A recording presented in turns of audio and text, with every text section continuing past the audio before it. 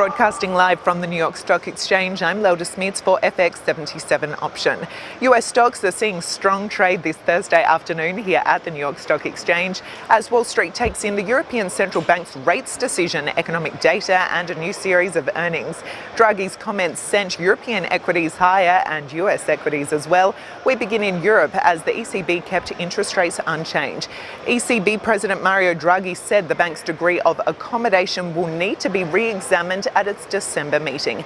Meanwhile, there is a lot of action on the data front as weekly jobless claims came in at 259,000, below the expected 265,000. The September Chicago Fed National Activity Index came in at a negative 0.37, slightly higher than the negative 0.39 August reading. The FHFA House Price Index rose 0.3% in August. September existing home sales rose 4.7% to 5.55 million, and leading indicators also fell 0.2%.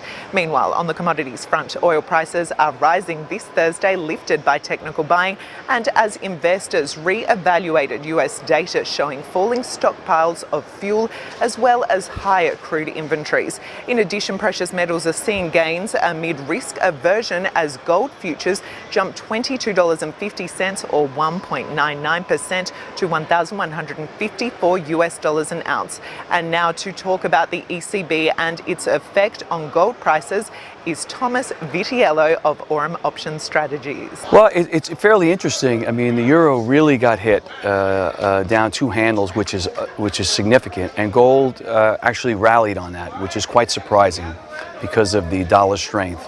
But really, when you look at the reasons for it, it's just very dovish comments coming out of Mario Draghi, and just, you know, looks like more money printing. So I guess there's a bid in gold and also the US dollar. So money coming out of the euro and into both the equities in the US and also some coming into gold, holding it. Now gold's not rallying strong, but in euro terms it's up a lot because the euro is down quite significantly, and usually on a normal day, you'd have gold follow the euro because of the dollar strength, but that's not happening today.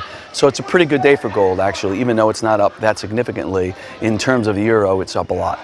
And we conclude with the Forex market as the US dollar remains under pressure, with the euro US dollar 1.39% lower at 1.1181. Meanwhile, focus is on the Australian dollar US dollar pair, which broke below a rising trend line and remains on the downside. Short positions below the resistance at 0.7245 are favoured, with targets at 0.7160 and 0.7140 in extension. And for FX77 option from the New York Stock Exchange, I'm Lelda Smits.